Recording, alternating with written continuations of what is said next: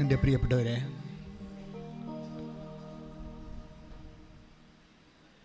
ഉടമ്പടി പെട്ടെന്ന് പൂത്ത് കായ്ക്കാൻ അതിൻ്റെ മുന്നൊരുക്കങ്ങൾ നമ്മൾ കുറച്ചുകൂടി ശ്രദ്ധിക്കുന്നത് നല്ലതായിരിക്കും. ഇപ്പം ചിലർക്ക് ഉടമ്പടി എന്തുകൊണ്ടാണ് ലാഗ് ചെയ്യണത്?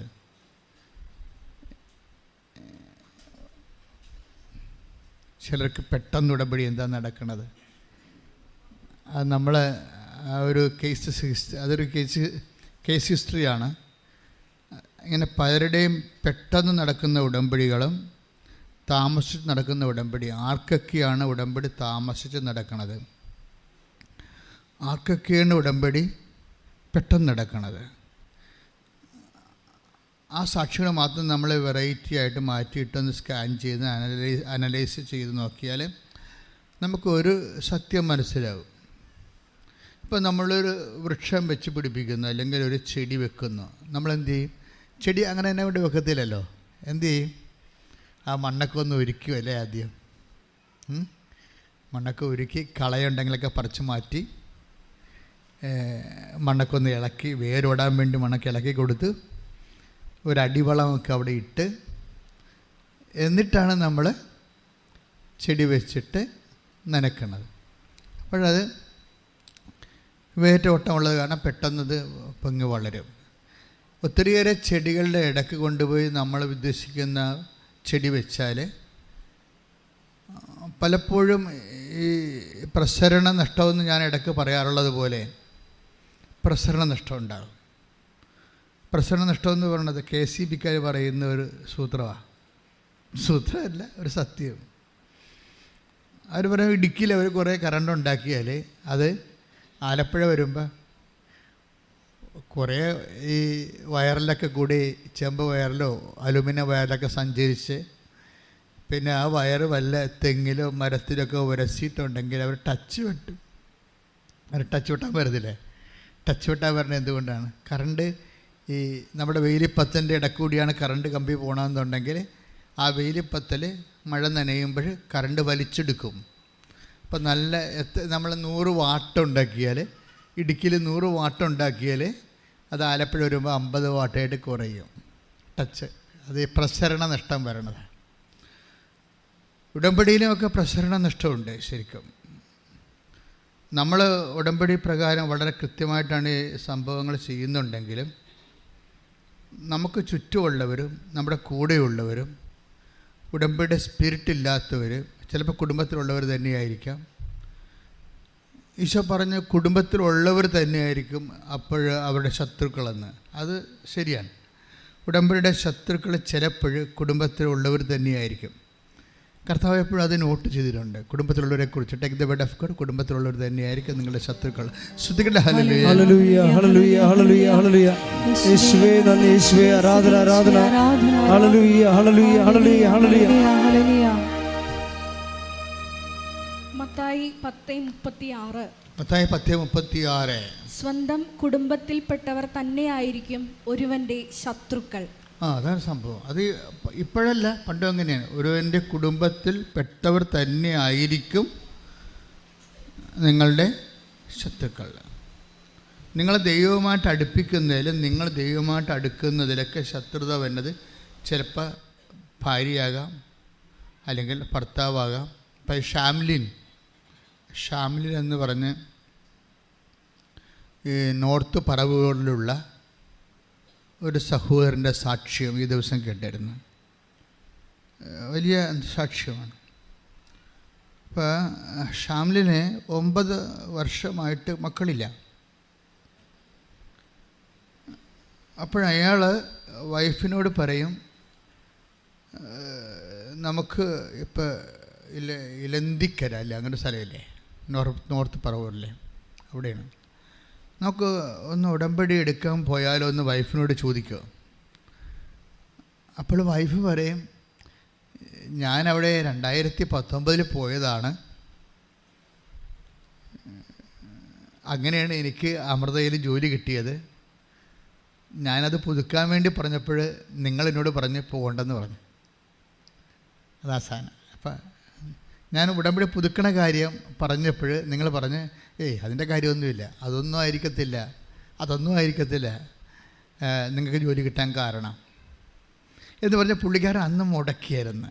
ഉടമ്പടി പുതുക്കുന്നതിന് വൈഫിനെ മുടക്കി. അതാണ് ഈശോ പറയണത്, ഒരുവൻ്റെ കുടുംബത്തിൽ തന്നെയുള്ളവരായിരിക്കും അവൻ്റെ അല്ലെങ്കിൽ അവളുടെ ശത്രുക്കളെന്ന്. നമ്മളിത് എങ്ങനെയാണ് ഇതിനെ സമീപിക്കണമെന്ന് ചോദിച്ചു കഴിഞ്ഞാൽ, നിങ്ങൾ ഉടമ്പടി എടുക്കാൻ വേണ്ടിയുള്ള ആഗ്രഹം തോന്നുമ്പോൾ തന്നെ കുടുംബത്തിലുള്ളവരെ ബ്ലോക്ക് ചെയ്ത് പ്രാർത്ഥിക്കണം. അവരെ ബ്ലോക്ക് ചെയ്യണമെന്ന് കരാട്ടെ കാണിക്കണമെന്നല്ല എൻ്റെ അർത്ഥം. മറിച്ച് അവരെ സാത്താൻ്റെ ഉപകരണങ്ങളായി വന്ന് ദൈവിക പദ്ധതികളെ അട്ടിമറിക്കാതിരിക്കാൻ വേണ്ടി പ്രാർത്ഥിക്കണം. അത് നമ്മുടെ എപ്പോഴും ഇപ്പോൾ ഉടമ്പടിക്ക് തന്നെയല്ല, ദൈവികമായ എല്ലാ കാര്യങ്ങൾക്കും ആദ്യം നമ്മൾ ഗൺ പോയിൻ്റിൽ കൊണ്ടുവരുന്നത് നമ്മുടെ നിയർ വൺസ് ആൻഡ് ഡിയർ വൺസാണ്. നമ്മളെ ഏറ്റവും അടുത്തവർ, ചിലപ്പോൾ കൂട്ടുകാരാകാം, കൂട്ടുകാരത്തികളാകാം, അങ്ങനെയുള്ളവരെ എപ്പോഴും നമ്മൾ ശ്രദ്ധിക്കണം. വെച്ചാൽ അവർക്ക് വേണ്ടി നമ്മൾ പ്രെയർ ചെയ്തുകൊണ്ടിരിക്കണം. കാര്യം അവരിൽ നിന്ന് കൂടുതലും മോശമാകാതെ ഒന്നും സംഭവിക്കാതിരിക്കാൻ. സാധാരണ മോശമായതൊക്കെ സംഭവിക്കും, കൂടുതൽ മോശമായതൊന്നും ഈശോ ഒരു ശ്രദ്ധിക്കുന്നൊരു വിഷയമാണ്. Take the word of God, കൂടുതൽ മോശമായത്. ശ്രദ്ധിക്കട്ടെ.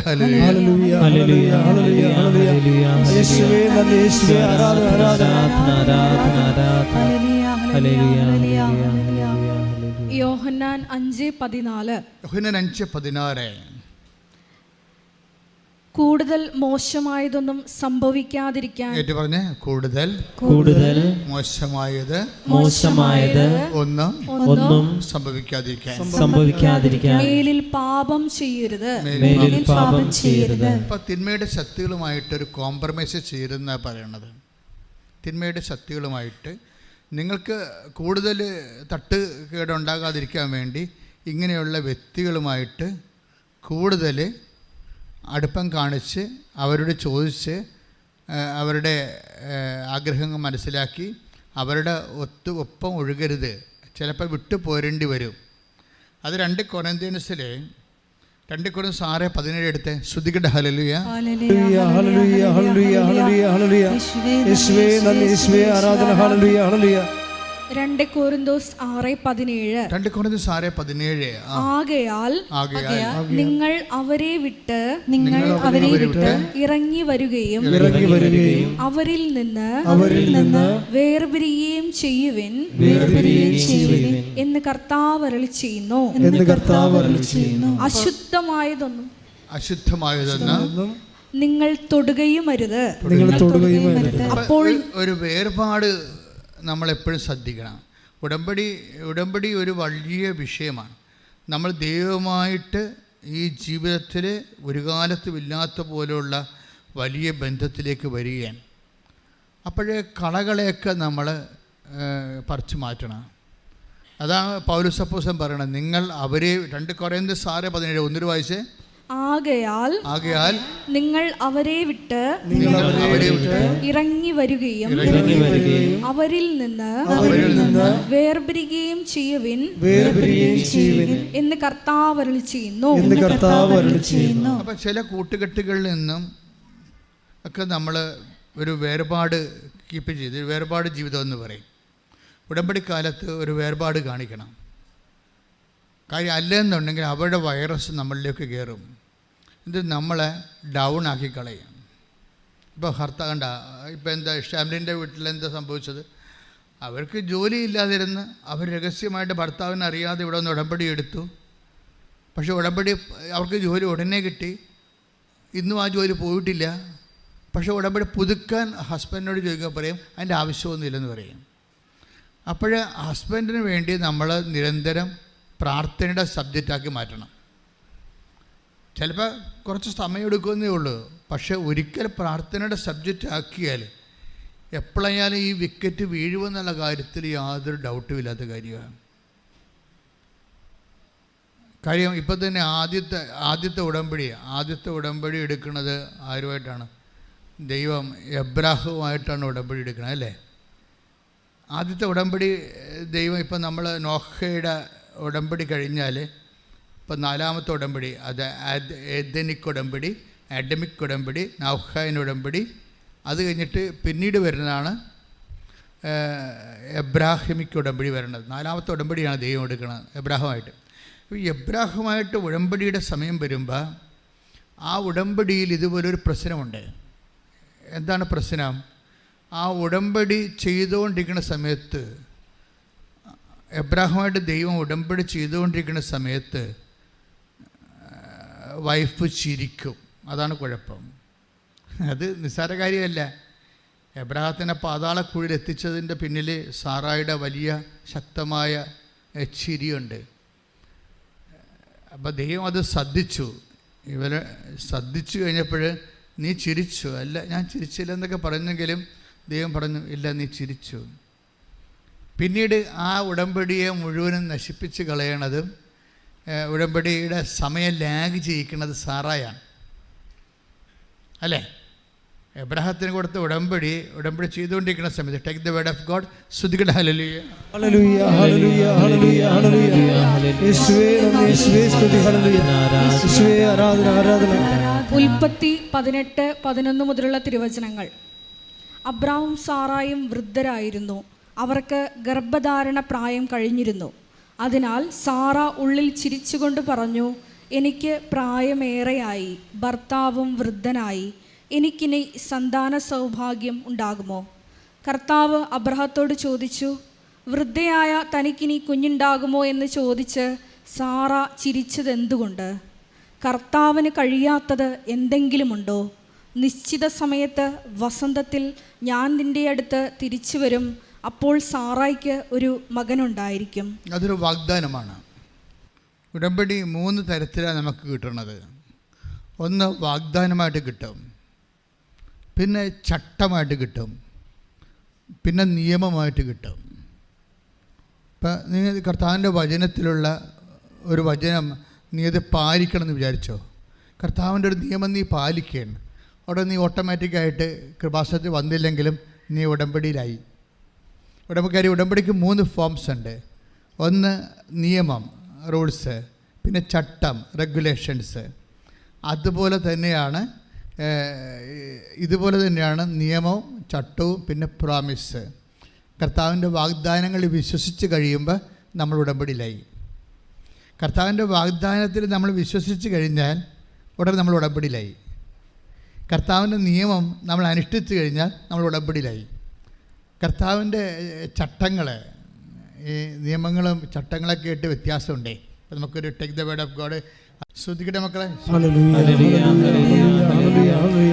യേശുവേ ആരാധന ആരാധന ആരാധന. ഹല്ലേലൂയ ഹല്ലേലൂയ ഹല്ലേലൂയ ഹല്ലേലൂയ. യേശുവേ നന്ദി, യേശുവേ സ്തുതി, ഹല്ലേലൂയ. സങ്കീർത്തനം 105:9. സങ്കീർത്തനം 105:9. ശ്രദ്ധിക്കട്ടെ. ഹല്ലേലൂയ ഹല്ലേലൂയ ഹല്ലേലൂയ. 105-ാം സങ്കീർത്തനം 9-ാം തിരുവചനം. അബ്രാഹത്തോട് ചെയ്ത ഉടമ്പടി. ഏറ്റു പറഞ്ഞ്, അബ്രാഹത്തോട് ചെയ്ത ഉടമ്പടി. അബ്രാഹത്തോട് ചെയ്ത ഉടമ്പടി ഇസ്ഹാക്കിന് ശപഥപൂർവം നൽകിയ വാഗ്ദാനം തന്നെ. കണ്ടില്ലേ? ഉടമ്പടി ഒരേ സമയം തന്നെ അബ്രാഹത്തോട്. ഇപ്പം സങ്കീർത്തനം 105:9 ഏറ്റു പറഞ്ഞ അബ്രാഹത്തോട് ചെയ്ത ഉടമ്പടി. ഇസ്ഹാക്കിനോട് ശപഥപൂർവം ചെയ്ത വാഗ്ദാനം തന്നെ. ഇപ്പം ഉടമ്പടി ഒരു നിയമമാണ്. അതേസമയം തന്നെ അതിൽ തന്നെ ആ നിയമം നമ്മൾ അനുസരിക്കുമ്പോൾ നമ്മൾ ഉടമ്പടിയിലായി. ഇപ്പം കാത്തലിക്സിന് കറക്റ്റായിട്ട് സഭാ നിയമമുണ്ട്. ഞായറാഴ്ച ദേവാലയത്തിൽ പോകണം, കർത്താവിൻ്റെ ദിവ്യവിരുന്നിൽ പങ്കെടുക്കണം. അത് നിയമമാണ്. ആ നിയമം പാലിച്ചു കഴിയുമ്പോൾ അവർ ഉടമ്പടിയിലാണ്. അപ്പം അവർ ഉടമ്പടിയിലായി. ഇതുപോലെ ഓരോ ദൈവത്തിൻ്റെ കൽപ്പനകൾ എന്ത് തന്നെയാണ്. ഇപ്പം മാതാപിതാക്കന്മാരെ ബഹുമാനിക്കണം. നമ്മുടെ മാതാപിതാക്കന്മാരോട് ആദരവ് കാണിച്ചു കഴിഞ്ഞാൽ അപ്പം നമ്മൾ ദൈവമായിട്ട് ഉടമ്പടിയിലായി. ഇങ്ങനെ ഓരോ കാര്യവും നമ്മൾ ദൈവത്തിൻ്റെ ആ ഉടമ്പടി ഒരു ജീവിതമാണ്. ശരിക്കും പറഞ്ഞാൽ ജീവിതക്രമമെന്ന് പറയാൻ പറ്റത്തില്ല. ഉടമ്പടി ഒരു ജീവിതമാണ് ശരിക്കും. എന്നുവെച്ചാൽ നിങ്ങൾ ഇതൊക്കെ ചെയ്യുമ്പോൾ ഇതൊക്കെ നിങ്ങൾ ചെയ്യുന്നവരാണ്. ചെയ്യാത്തവരല്ല. പക്ഷേ ഇത് ഉടമ്പടിയാണ് നിങ്ങൾക്ക് അറിയത്തില്ല, മനസ്സിലായില്ലേ? അപ്പം അതുകൊണ്ട് അത് അറിഞ്ഞിട്ട് അത് ദൈവസ്നേഹത്തോടെയാണ് ഇത് നമ്മൾ ചെയ്യുമ്പോൾ നമുക്ക് ഉടമ്പടിയുടെ റിട്ടേൺസ് കിട്ടും. ഞാനത് ചെയ്യണത് ദൈവസ്നേഹത്തോടെയാണ്. ദൈവവും ഞാനും തമ്മിൽ ഉടമ്പടി പാലിച്ച് ദൈവവും ഞാനും തമ്മിൽ ആന്തരികമായ ആത്മബന്ധത്തിലാണ് ഇപ്പോൾ ജീവിക്കുന്നത്. അത് ജീവിക്കാൻ വേണ്ടിയാണ് ഞാൻ ഈ ആചാരം അനുഷ്ഠിക്കുന്നത്. അപ്പോൾ ഇങ്ങനെ ഓരോ കാര്യവും ദൈവസ്നേഹത്തിലെ എൻ്റെ ചട്ടങ്ങളുണ്ട്. ശ്രുതിയുടെ മക്കളെ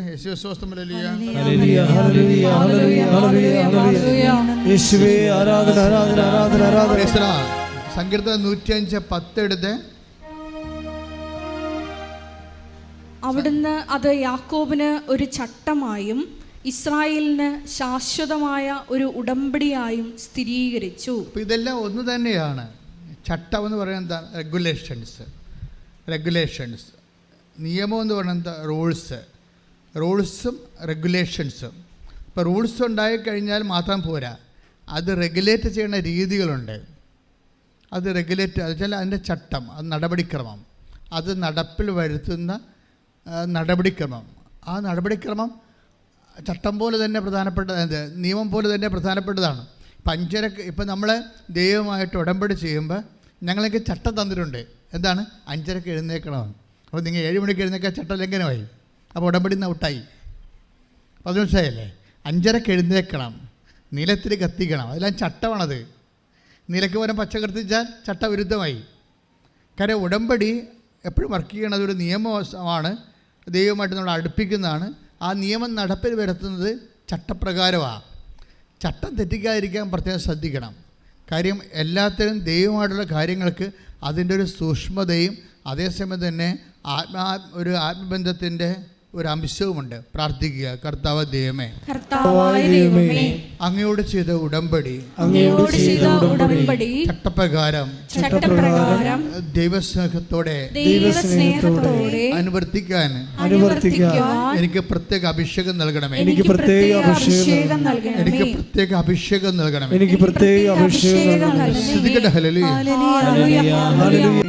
ഉടമ്പടിയിലും നമ്മൾ ഉപ്പ് ഉപയോഗിക്കുന്നുണ്ടല്ലേ? പ്രധാനപ്പെട്ട സ്ഥലങ്ങളിലെല്ലാം നമ്മളുടെ കയ്യിൽ നിന്ന് പോകുന്ന സ്ഥലങ്ങളിൽ, നമുക്ക് മെരിട്ട് പോകുന്ന സ്ഥലങ്ങളാണ് ദൈവത്തിൻ്റെ അധികാരത്തിൽ കൊണ്ടുവരുന്നത്. ഉപ്പ് എന്തിനാണ് ഉപ്പ് ഉപയോഗിക്കുന്നത്? ഉടമ്പടി വസ്തുക്കളിൽ നിന്ന് ഉപ്പ് നീക്കം ചെയ്യരുതെന്ന് കർത്താവിൻ്റെ വചനത്തിലുള്ളതാണ്. ഉപ്പ് ഉടമ്പടി വസ്തുക്കളിലെ ഉപ്പുള്ള വസ്തുക്കൾ ആരുടെ അവകാശമാണ്? ലേവ്യൻ്റെ അവകാശമാണ്. ലേവ്യ ആരുടെ അവകാശമാണ്? കർത്താവിൻ്റെ അവകാശമാണ്. അപ്പോൾ നമുക്ക് അവകാശം നഷ്ടപ്പെടുക, നമുക്ക് മെരിട്ട് നഷ്ടപ്പെടുക, അവിടെ നമ്മൾ കർത്താവിൻ്റെ അവകാശമാക്കി അതിനെ പ്രഖ്യാപിക്കും. അതിൻ്റെ പ്രയോഗം എന്ന് പറയുന്നത് വെറുതെ ഉപ്പിടാൻ പറ്റത്തില്ല. വിശ്വാസ പ്രമാണം ചൊല്ലിയിടേണ്ടി വരും. വിശ്വാസ പ്രമാണം ചൊല്ലിയിടേണ്ട, അതാണ് എൻ്റെ ചട്ടമെന്ന് പറയുന്നത്. അപ്പോൾ ഇതെല്ലാം ശ്രദ്ധിച്ചാണ് നിങ്ങൾ ഇപ്പോൾ സംഖ്യ പുസ്തകത്തെ 9:11 ശ്രദ്ധിക്കട്ടെ. ഹല്ലേലൂയ ഹല്ലേലൂയ ഹല്ലേലൂയ ഹല്ലേലൂയ ഹല്ലേലൂയ. യേശുവേ ആരാധന ആരാധന ആരാധന ആരാധന. യേശുവേ മഹത്വം മഹത്വം മഹത്വം മഹത്വം. ഹല്ലേലൂയ ഹല്ലേലൂയ ഹല്ലേലൂയ ഹല്ലേലൂയ ആരാധന. സംഖ്യ 9:11. 2-ാം മാസം 14-ാം ദിവസം വൈകുന്നേരം അവർ അത് ആചരിക്കണം. പെസഹ ആചരിക്കണെ കുറിച്ച് നിയമമാണ് പറഞ്ഞിരിക്കുന്നത്. നിയമം പറഞ്ഞോളൂ. പുളിപ്പില്ലാത്ത അപ്പവും കൈപ്പുള്ള ഇലയും കൂട്ടി പെസഹ ഭക്ഷിക്കണം. അത് നിയമമാണ്. ഉടമ്പടി ഒരു നിയമമാണ്. ഇനി നടപ്പിൽ വരുത്തുന്ന വിഷയം വേറെയാണ്. അതറിയണമെങ്കിൽ പുറപ്പാട് 12:11 എടുത്ത് ശ്രദ്ധിക്കട്ടെ. ഹല്ലേലൂയ ഹല്ലേലൂയ ഹല്ലേലൂയ ഹല്ലേലൂയ ഹല്ലേലൂയ ഹല്ലേലൂയ. യേശുവേ ആരാധന ആരാധന ആരാധന ആരാധന ആരാധന. പുറപ്പാട് 12:11. ഇപ്രകാരമാണ് അത് ഭക്ഷിക്കേണ്ടത്. ഭക്ഷിക്കണമെന്ന് പറഞ്ഞത് നമ്മൾ സംഖ്യാപുസ്തകം. പെസഹ ആചരിക്കണമെന്ന് പറയുന്നത് സംഖ്യാപുസ്തകം 9:11. പക്ഷേ എങ്ങനെ ആചരിക്കണം, അതിൻ്റെ റെഗുലേഷൻ എന്താണ്, ചട്ടം എന്താണ്, ആ ചട്ടമാണ് പറയണത്. പുറപ്പാട് 12:11 വായിച്ചോളൂ. അരമുറുക്കി ചെരുപ്പുകൾ അണിഞ്ഞ് വടി കയ്യിലേന്തി തിടുക്കത്തിൽ ഭക്ഷിക്കണം. അപ്പോൾ ഈ ഉടമ്പടിക്ക് ഒരു സ്പീഡുണ്ട്, മനസ്സിലായോ? ഞാൻ ചെരുപ്പ് കയ്യിൽ അണിഞ്ഞാണ് ചെയ്യണത്. കാരണം നമ്മൾ യാത്ര അവസാനിക്കുമ്പോൾ ചെരുപ്പ് ഊരി വെക്കുകയല്ലേ ചെയ്യണത്, അല്ലേ? നമ്മൾ എവിടെയെങ്കിലും യാത്ര അവസാനിക്കുമ്പോൾ ചെരുപ്പ് ഊരി വെക്കും. യാത്ര തുടങ്ങുമ്പോഴും നമ്മൾ ചെരുപ്പ് അണിയും. അപ്പോൾ ഒരു യാത്രയുടെ ഒരു ഇതാണ്. പിന്നെന്താണ്? വടി കയ്യിലെടുക്കണം. പിന്നെന്താണ്? തിടുക്കത്തിൽ കഴിക്കണം. സ്പീഡാണ്. നിങ്ങൾ ഈ തിടുക്കം, ഇതിൻ്റെ ഉടമ്പടിയിലെ തിടുക്കം ഇല്ലെങ്കിൽ ഉടമ്പടിക്ക് തിടുക്കം ഉണ്ടാകത്തില്ല. മനസ്സിലായില്ലേ? ഇതെല്ലാം സ്പീഡായിട്ട് ചെയ്യേണ്ടതാണ്. കർത്താവിനോട് ചെയ്ത വാഗ്ദാനങ്ങൾ. ഇപ്പോൾ ഷാംലിൻ പെട്ടെന്ന് വൈഫിനോട് ഇവിടെ വന്ന് എനിക്ക് ജോലി കിട്ടിയത് ഉടമ്പടി എടുത്തിട്ടാണെന്ന് പറയുമ്പോൾ പിറ്റേ ദിവസം തന്നെ ഷാമിന് വൈഫിനെയും കൂടി ഇവിടെ വരും. എന്നിട്ട് ഉടമ്പടി ചെയ്യും. ഉടമ്പടി ചെയ്തിട്ട് പിന്നെ ഈ മനുഷ്യൻ അതെല്ലാം ചെയ്യണത് പക്കാ സ്പീഡിലാണ്. പുള്ളിക്കാരൻ രാവിലെ പ്രത്യക്ഷീകരണ പ്രാർത്ഥന കറക്റ്റ് 5:30 അതിൻ്റെ ചുറ്റുവട്ടങ്ങളെല്ലാം ക്ലിയർ ചെയ്ത്, നിങ്ങളെന്താ ചെയ്യണമെന്ന് വെച്ചാൽ 5:30 എഴുന്നേറ്റ് ഇങ്ങനെ വർക്കപ്പിച്ചിനാണ് പല ആൾക്കാരും പ്രത്യക്ഷീകരണ പ്രാർത്ഥന ചെല്ലണത്. 6 മണി വരെ അച്ഛൻ സമയം തന്നിട്ടുണ്ട്, ചട്ടക്രമം 6 മണി വരെ ഉണ്ട്. അപ്പോൾ 5:30 എഴുന്നേറ്റ് ഫ്രഷായി പതുക്കെ വന്ന് 6 മണിക്കുള്ളിൽ അത് ചെയ്ത് തീർക്കേണ്ടത്. അത് കറക്റ്റ് ചെയ്യണം. നമ്മുടെ ലൈഫ് തന്നെ അത് മാറ്റും. നിങ്ങൾ ആദ്യത്തെ 2-3 ദിവസമൊക്കെ കറക്റ്റായിട്ട് ചെയ്യും. പിന്നെ തോന്നുമ്പോൾ എഴുന്നേക്കും, തോന്നുമ്പോൾ കിടക്കും. ഈ തോന്നുമ്പോൾ കിടക്കുന്നപ്പോൾ തന്നെ നിങ്ങളുടെ ലൈഫ് പകുതിയോളം പോയെന്ന് പറയാം. മനുഷ്യനാണെങ്കിൽ കിടക്കുന്നതിനൊക്കെ സമയമുണ്ട്, അല്ല വേറെ വല്ല ജീവിയാണെങ്കിൽ ഒന്നും പറഞ്ഞിട്ട് കാര്യമില്ല. ഒരു 10 മണിക്ക് മുമ്പ് തന്നെ ജീവിതത്തോട് ഉത്തരവാദിത്തമുള്ളവർ 10 മണിക്ക് തന്നെ കിടന്നിരിക്കണം. ഒരു ഉത്തരവാദിത്വം വരെ തിരക്കാനും ചോദിക്കാനും പറയാനും ആരുമില്ല. അമ്പലക്കാള പോലെ ഇങ്ങനെ അഴിച്ചിട്ടിരിക്കുക വളർത്തണ പാർട്ടിയാണെങ്കിൽ ഇഷ്ടമുള്ളപ്പോൾ കിടന്നാൽ മതി. പക്ഷേ നിങ്ങൾക്ക് രാവിലെ എഴുന്നേൽക്കണമെന്നുണ്ടെങ്കിൽ ദൈവത്തിൻ്റെ സമയമാണ് രാവിലെ ഉള്ളത്. അത് കൃത്യമായിട്ട് കൊടുക്കണമെന്നുണ്ടെങ്കിൽ നിങ്ങൾ കൃത്യമായിട്ട് കിടക്കണം. അപ്പം അതുകൊണ്ട് ആ സമയത്ത് എഴുന്നേറ്റ് കറക്റ്റ് 5:30 എഴുന്നേറ്റ് ഫ്രഷായി പതുക്കെ വന്ന്, ഇപ്പോൾ എന്താ ഈ നോൺ ക്രിസ്ത്യൻസ് ലീഡ് ചെയ്യാൻ കാരണം എന്താ? ചട്ടം സംഭവം കൃത്യം. അത് കാത്തലിക്സിനേക്കാൾ ഉടമ്പടി ചട്ടമായിട്ട് ചെയ്യണത് നോൺ ക്രിസ്ത്യൻസാണ്. സംശയമില്ല. സാക്ഷ്യത്തിൻ്റെ ഇടിവിട്ട് സാക്ഷ്യം പിന്നെ അവരിൽ നിന്നല്ലേ. അതിൻ്റെ കാരണം ഇതാണ്. ചെയ്യണ കാര്യങ്ങൾ വെട്ടിപ്പും മേനയുമായിട്ട് അങ്ങോട്ട് കൃത്യമായിട്ട് അങ്ങോട്ട് ചെയ്യും. ഇത് ചെയ്താൽ മതിയല്ല എന്നല്ല. ഇപ്പം തന്നെ ഈ ഷാമിലിന് എന്താ സംഭവിക്കുന്നത്?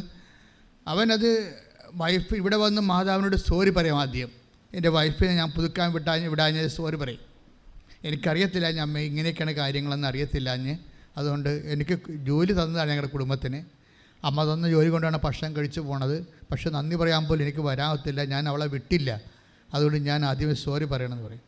ആ സോറി അങ്ങ് അമ്മ ഏറ്റെടുക്കും. അതാണ് രസം. അത് ആത്മാർത്ഥമായിട്ട് അമ്മ സ്വീകരിക്കും ആ സങ്കടം. എന്നിട്ട് ഇവൻ രാവിലെ എഴുന്നേൽക്കുമ്പോൾ തന്നെ ഇവൻ പറയും, പ്രത്യക്ഷീകരണ പ്രാർത്ഥന ചെല്ലാൻ തുടങ്ങിയപ്പോൾ തന്നെ എന്നെ പിടിച്ച് ആരോ കുടഞ്ഞതുപോലെ എനിക്ക് തോന്നിയെന്ന്. അഭിഷേകം വന്ന് രാവിലെ. അതാണ് വിഷയം. നമ്മളാ സത്യസന്ധമായിട്ടാണ് വിഷയം ചെയ്യണമെന്നുണ്ടെങ്കിൽ അഭിഷേകം എല്ലാ മേഖലയും വരും. പിന്നെ എന്നിട്ട് ഈ ഷാമിലിൻ്റെ സാക്ഷ്യം നിങ്ങൾ കേൾക്കണം കേട്ടോ. നല്ല ഈ മാസത്തെ ഏറ്റവും നല്ല സാക്ഷ്യം ഈ ആഴ്ചയിൽ. എന്നിട്ട് പിന്നെ ഇങ്ങനെ ഈ സ്വപ്പ് പതയണ പോലെ എപ്പോഴും ദൈവസ്നേഹം ഇങ്ങനെ പതഞ്ഞുകൊണ്ടേയിരിക്കും. ഉടമ്പടി കറക്റ്റാണെങ്കിലേ, ഉടമ്പടി കറക്റ്റാണെന്ന് വെച്ച് കഴിഞ്ഞാൽ നിങ്ങൾ ചെയ്ത് നോക്കാം, ഒക്കട്ടെ എന്നൊക്കെ വിചാരിച്ച് അങ്ങനെയാണെങ്കിൽ അത് കറക്റ്റാകത്തില്ല. മറിച്ച് ഉടമ്പടി കറക്റ്റായിട്ട് ഇത് ചെയ്തിരിക്കും.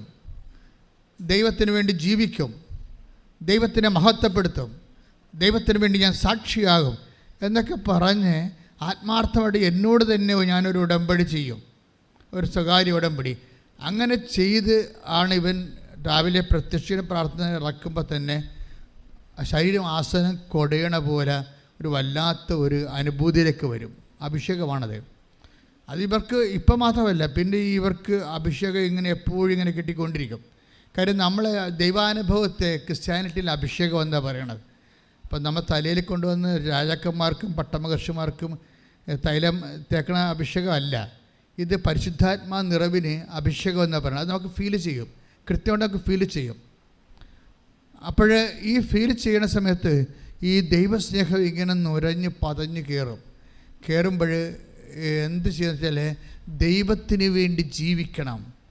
ഈ ഷാവിലിൻ്റെ മനസ്സിലെ പരിശുദ്ധാത്മാവ് കൊടുക്കുന്ന ഒരു ത്വരയാണ്, ദൈവത്തിന് വേണ്ടി ജീവിക്കണം. അപ്പോൾ കൊടുങ്ങല്ലൂർ അമ്പലത്തിൻ്റെ 4 സൈഡിലുള്ള റോഡുകളിലൊക്കെ ഇവൻ കൊണ്ടളന്ന് ഈ കൃപാസനം പത്രം പ്രേക്ഷിതനായിട്ട് വിതരണം ചെയ്യും. അപ്പം ചിലരൊക്കെ വലിച്ചു കീറി ദൂരെ കളയാം, പത്രം പിടിച്ച് മേടിച്ചിട്ട് വലിച്ചു കീറി കളയും. അപ്പം പറയുമ്പോൾ അമ്മ മാതാവേ അവരോട് ക്ഷമിച്ചേക്കണമെന്ന് പറയും. ദൈവസ്നേഹമുള്ളവർക്ക് അങ്ങനെയാണല്ലോ. ദൈവസ്നേഹമുള്ളവർക്ക് ഉണ്ടിൻ്റെ ഉള്ളിൽ ശാപമല്ല വരുന്നത്. കർത്താവ് ഇപ്പോൾ 14 അധ്യായമില്ല, റോമ എന്താ പറയണത്? റോമ 14 പറയും, നിങ്ങളെ ദ്രോഹിക്കുന്നവരെ ആശീർവദിക്കുവിൻ, ആശീർവദിക്കുക മാത്രമേ ചെയ്യാവൂ. Take the word of God. ശ്രദ്ധിക്കട്ടെ. ഹല്ലേലൂയ. റോമ 12:14. നിങ്ങളെ പീഡിപ്പിക്കുന്നവരെ അനുഗ്രഹിക്കുവിൻ. ഏറ്റു പറഞ്ഞ്, നിങ്ങളെ പീഡിപ്പിക്കുന്നവരെ അനുഗ്രഹിക്കുവിൻ. അനുഗ്രഹിക്കുകയല്ലാതെ ശപിക്കരുത്. അനുഗ്രഹിക്കുക അല്ലാതെ ശപിക്കരുതെന്ന് പറഞ്ഞാൽ എന്താ കാര്യം? അനുഗ്രഹിക്കും, എന്നാലും നീ എനിക്കിട്ട് പാര വെച്ചല്ല.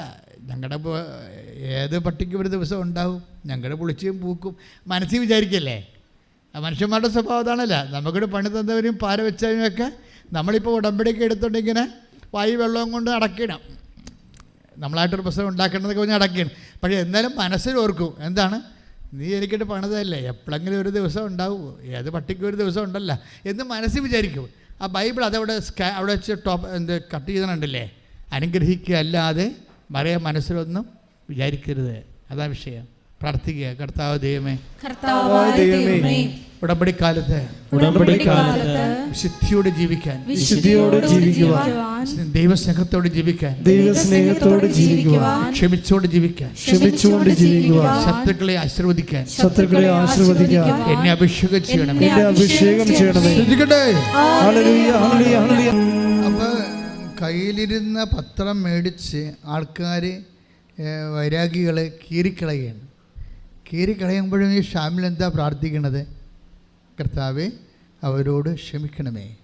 അല്ലാതെ നീരസമില്ല, സങ്കടമില്ല, ഒന്നുമില്ല. പക്ഷെ തൻ്റെ ജോലി ചെയ്യുന്നതിൽ ആ മനുഷ്യൻ പിന്നോട്ട് മാറുന്നില്ല. ദൈവസ്നേഹമാണെന്താ, ഈ ദൈവസ്നേഹത്തെ തോൽപ്പിക്കാൻ പറ്റത്തില്ല. പിറ്റേ ദിവസം എന്നിട്ട് ഈ മനുഷ്യൻ പറയണേ, ഞാൻ പിന്നെയൊക്കെ എനിക്ക് എന്താണ് സംഭവിച്ചതെന്ന് എനിക്ക് മനസ്സിലാവണില്ല.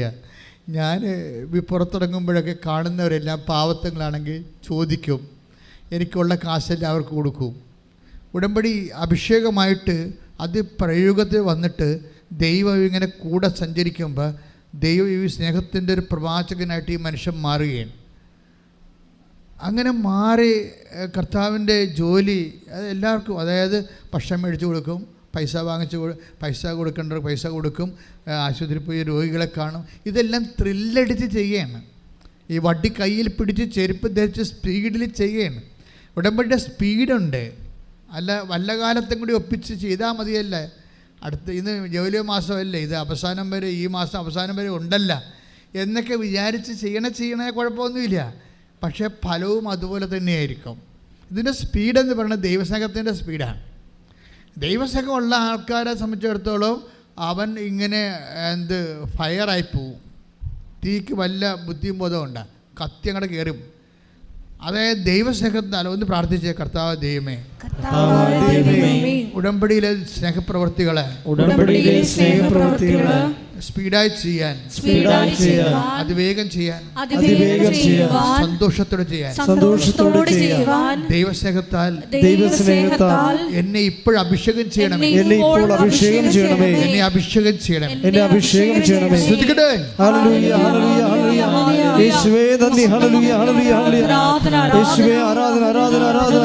ഹല്ലേലൂയ, ഹല്ലേലൂയ, ഹല്ലേലൂയ. യേശുവേ നന്ദി, യേശുവേ സ്തുതി. Hallelujah, hallelujah. ആരാധന. കൈയടിച്ചുകൊണ്ട്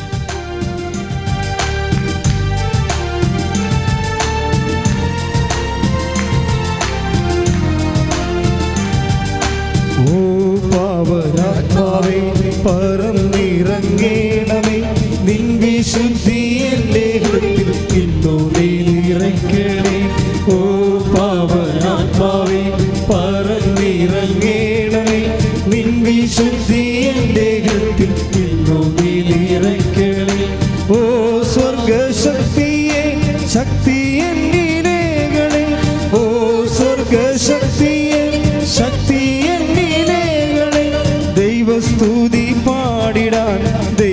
സ്നേഹം നൽകണേ, ദൈവസ്തുതി പാടിടാൻ ദൈവസ്നേഹം നൽകണേ. ഓ പാവനാത്മാവേ പറന്നിറങ്ങേണമേ, നിൻ വിശുദ്ധി എൻ്റെ ഹൃത്തിൽ ഇന്നു നീ നിറയ്ക്കണേ.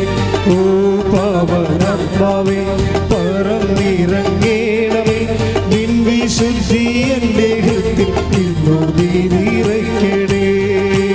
പരിശുദ്ധ പരമദിവ്യകാരുണ്യത്തിന് ആരാധനയും സ്തുതിയും പുകഴ്ചയും ഉണ്ടായിരിക്കട്ടെ. അപ്പോൾ ഇതിന് ഉടമ്പടിക്ക് നമ്മളിപ്പോൾ സംസാരിച്ചെടുക്കുന്ന വിഷയം എന്താണ്?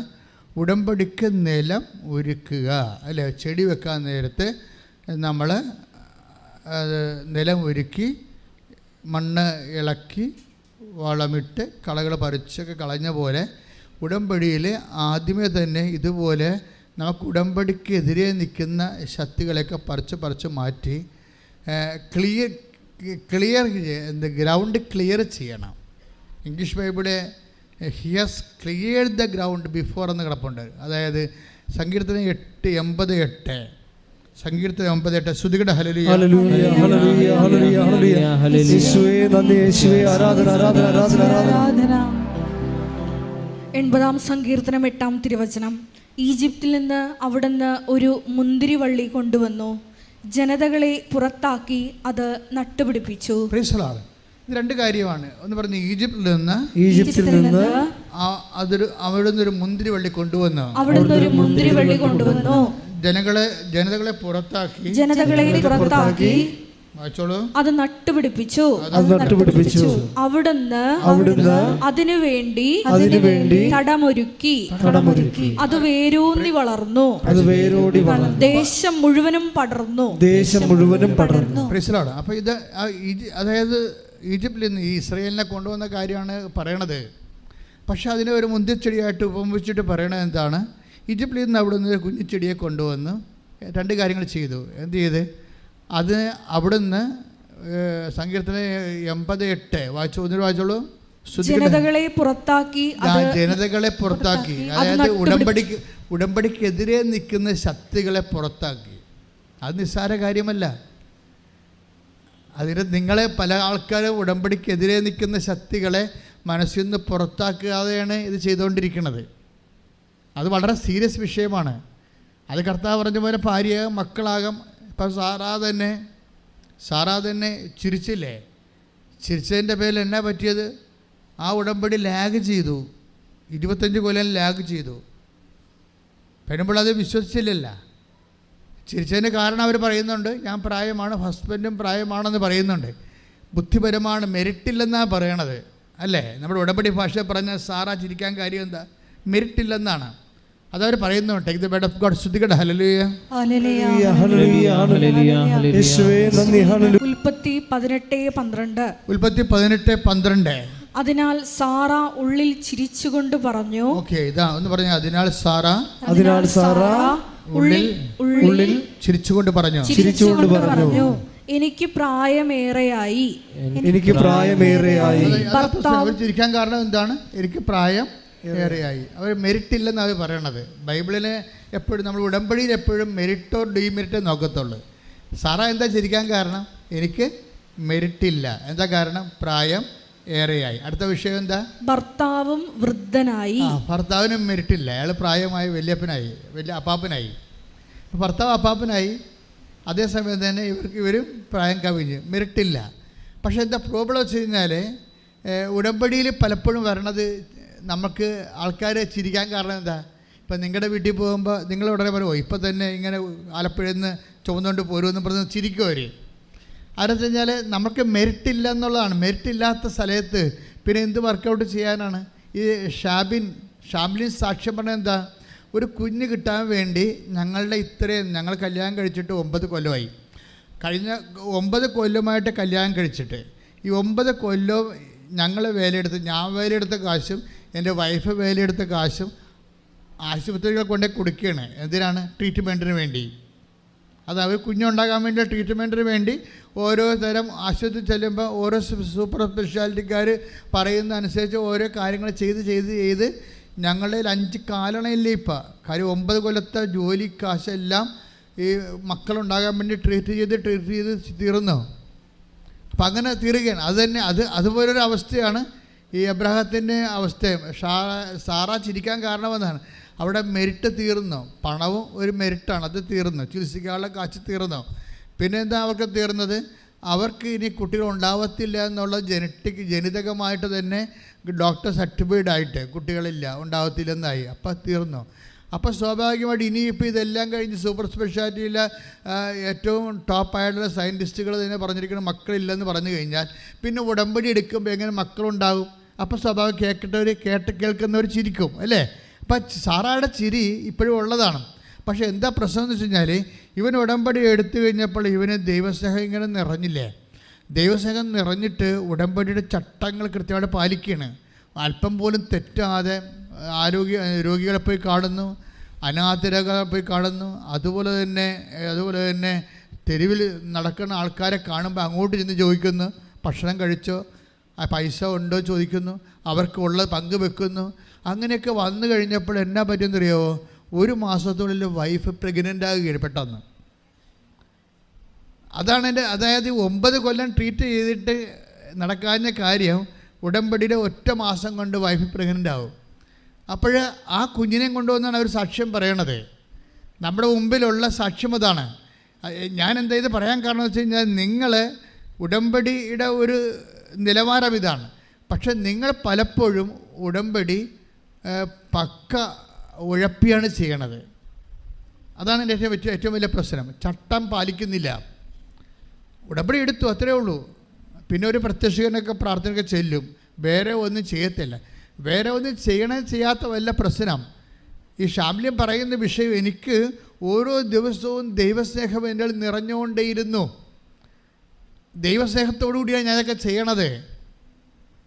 ദൈവസ്നേഹത്തോടെയാണ് ഞാനതൊക്കെ ചെയ്യണത്. അപ്പോൾ ഇപ്പം ഞാൻ നിങ്ങളോട് പറയണ കാരണം നിങ്ങളിതൊക്കെ ചെയ്യുമായിരിക്കും. ചെയ്തിട്ട് കാര്യമൊന്നുമില്ല. ചെയ്യേണ്ടത് എപ്പോഴും ദൈവസ്നേഹത്തോടെ ചെയ്യണം. ദൈവസ്നേഹം ഒരു ഉമിനീര് പോലെയാണ്. നമ്മൾ ഭക്ഷണം കഴിക്കുന്നു, ഉമിനീരില്ലെങ്കിൽ ഉള്ള അവസ്ഥ എന്തായിരിക്കും?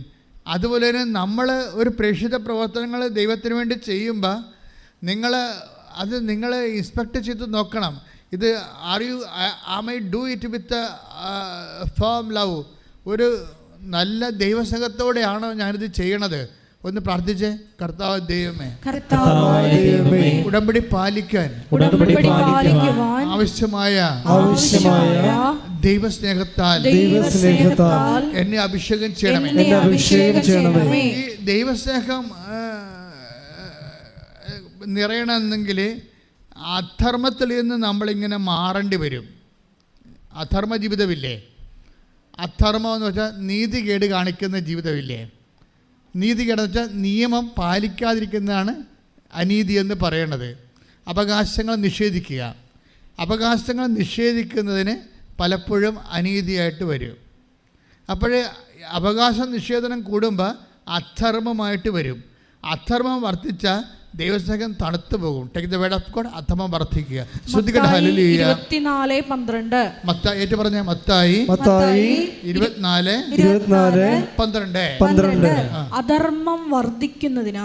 അധർമ്മം വർദ്ധിക്കുന്നതിനാൽ പലരുടെയും സ്നേഹം തണുത്തു പോകും. ഇതാണ് പ്രശ്നം. ദൈവസ്നേഹം നിങ്ങൾക്ക് തണുത്തു പോയിട്ടുണ്ടെങ്കിൽ, ഒരു ചൂടാർന്ന ദൈവസ്നേഹം ഇല്ലെങ്കിൽ അധർമ്മത്തോട് നിങ്ങൾ കൂട്ടു നിൽക്കുന്നു എന്ന് വേണം പറയാൻ. അധർമ്മം എന്ന് പറഞ്ഞാൽ എന്താണ്? അതായത് അവകാശത്തിൻ്റെ മേലുള്ള കടന്നുകയറ്റം അധർമ്മമായിട്ട് വരും.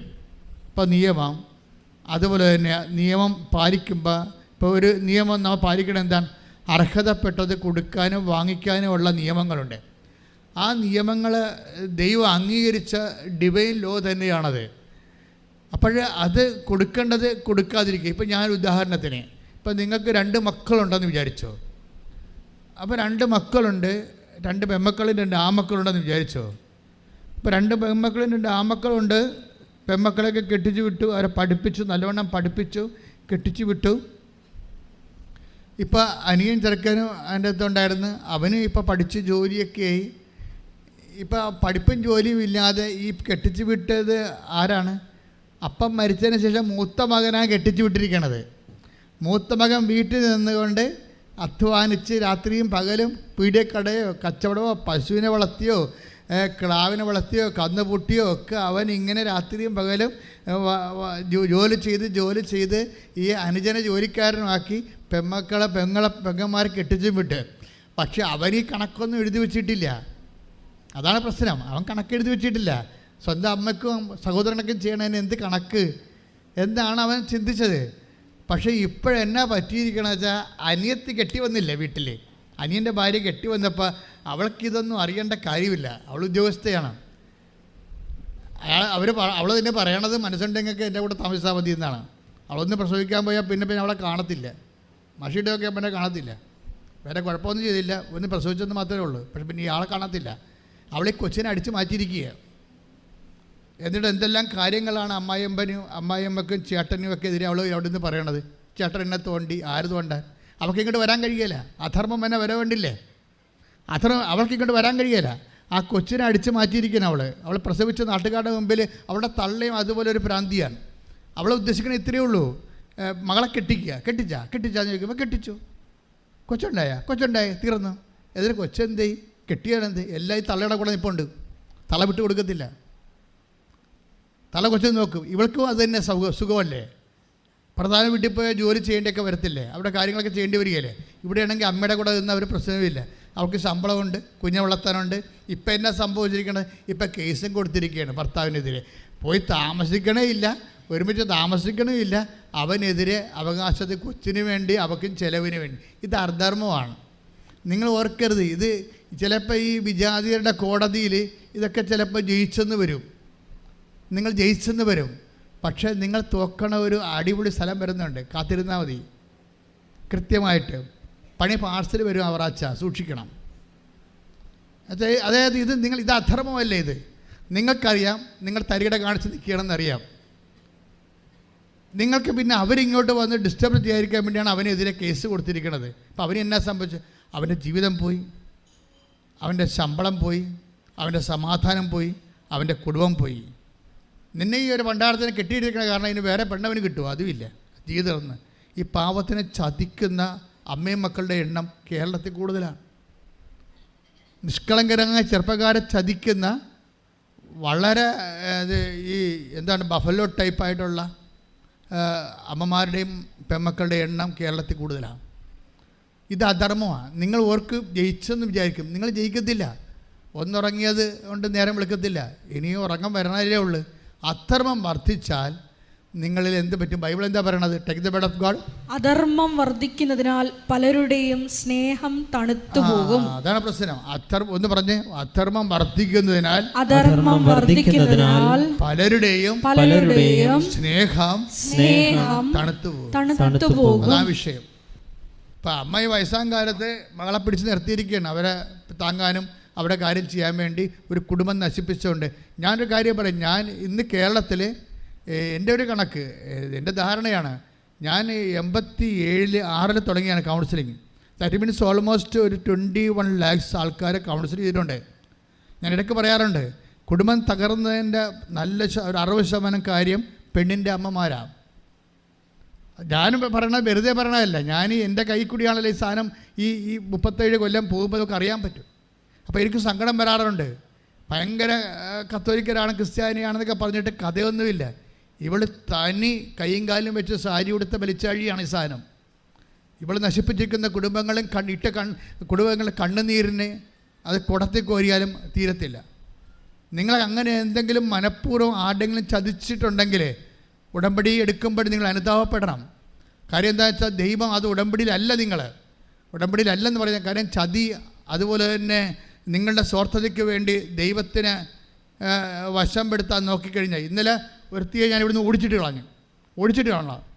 എന്താ കാര്യം വെച്ച് കഴിഞ്ഞാൽ, എന്താ പ്രശ്നം വെച്ചാൽ നിലയം വിളിച്ച് നിൽക്കണം. അമ്മയും മകളും കൂടി നിലയം വിളിച്ച് നിൽക്കണം. കർണാടകക്കാരത്തിയാണ്, രണ്ടും ക്രിസ്ത്യാനിയാണ്. അപ്പോൾ ഇവർക്ക് ചീട്ട് കിട്ടിയില്ല.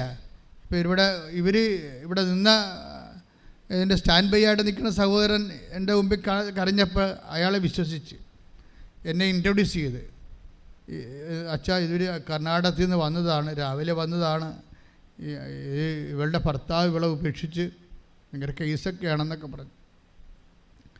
അപ്പം ഞാനിപ്പോൾ ആയാലും ചെറുപ്പകാലത്തല്ലേ ഇത് വേദനിക്കണമെല്ലാം വിചാരിച്ചതിന് വിളിച്ച് ഞാൻ ഇവളുടെ ഭർത്താവിൻ്റെ ഫോട്ടോ എനിക്ക് തന്നു, കല്യാണ ഫോട്ടോ.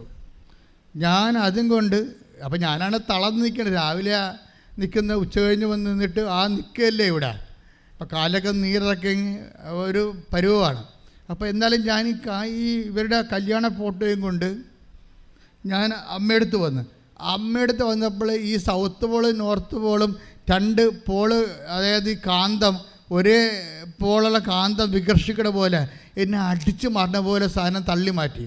അപ്പോഴെനിക്ക് ഡൗട്ട് തോന്നി, കാര്യം അവിടെ കാണിക്കാൻ പറ്റണില്ല. ഞാൻ തിരിച്ചു വന്ന മകളോട് ചോദിച്ചു, എടി നിൻ്റെ കയ്യിലാണോ മിസ്റ്റേക്കാണല്ലോ അമ്മ പറയണമെന്ന് ചോദിച്ചു. നിൻ്റെ കയ്യിലാണല്ലോ മിസ്റ്റേക്ക് എന്നാണല്ലോ അമ്മ പറയണത്. അപ്പോൾ ഉടനെ ഇവർ രണ്ടും പമ്മി. എന്താ പമ്മിയൻ്റെ കാരണം എന്താ? അപ്പോൾ ഞാൻ ഉടനെ കൊച്ചിൻ്റെ അമ്മയോട് ചോദിച്ചു, ഇവളുടെ കയ്യിലാണ് മിസ്റ്റേക്കാണെന്നല്ല അമ്മ പറയണത്. അപ്പോൾ ഞാൻ ലാസ്റ്റ് നിൽക്കണ കാരണം ഞാൻ ചൂടായി നിൽക്കായിരുന്നു. അപ്പോൾ ഞാൻ പറഞ്ഞു, എന്താ കാര്യം, കറക്റ്റ് കാര്യം പറയണമെന്ന് പറഞ്ഞു. അപ്പോൾ പറഞ്ഞു, അച്ഛാ ഇവളുടെ കയ്യിലാണ് മിസ്റ്റേക്ക്. എന്താ കാര്യം? ഇവൾ കല്യാണം കഴിച്ചിട്ട് വേറെ ഇവിടുത്തെ ലൈൻ അടിച്ചതിൻ്റെ ഇടക്ക്, എന്നിട്ട് ഇവൾ ലൈൻ അടിച്ച് വെച്ച് ഇവനെതിരെ കേസ് കൊടുത്തിരിക്കുകയാണ്. അവന് പെണ്ണുമ്പോഴേ നഷ്ടപ്പെട്ട് ഇപ്പോൾ കേസിലുമായി അവൻ. എന്നിട്ട് ആ കേസ് ജയിക്കാൻ വേണ്ടി ഉടമ്പടി എടുത്തിരിക്കുകയാണ്. അടിപൊളി. എങ്ങനെയുണ്ട് പരിപാടി? ഞാൻ പറഞ്ഞു, വല്ല റോഡേ കൂടി പോകണ്ട, വണ്ടി ഇടിക്കാൻ സാധ്യതയുണ്ടെന്ന് പറഞ്ഞു. ഞാൻ വല്ല ഇടവഴി ഉണ്ടെങ്കിൽ കർണാടകയിൽ പോയിക്കൊള്ളാൻ പറഞ്ഞു. എന്ത് ചെയ്യാൻ? ഇതാണ് അവസ്ഥ. ദൈവോട് അത് ഉടമ്പടി ആകത്തില്ല. നിങ്ങൾ തിന്മയിലും അധർമ്മത്തിലും ഇരുന്നുകൊണ്ട് ഉടമ്പടി ചെയ്ത ഉടമ്പടി ആകത്തില്ല. അതറിയണമെന്നുണ്ടെങ്കിൽ നിങ്ങൾ take the word of God ഉൽപ്പത്തി 13:14. Take the word of God ഉൽപ്പത്തി 13:14. ശ്രുതിക്കട്ടെ.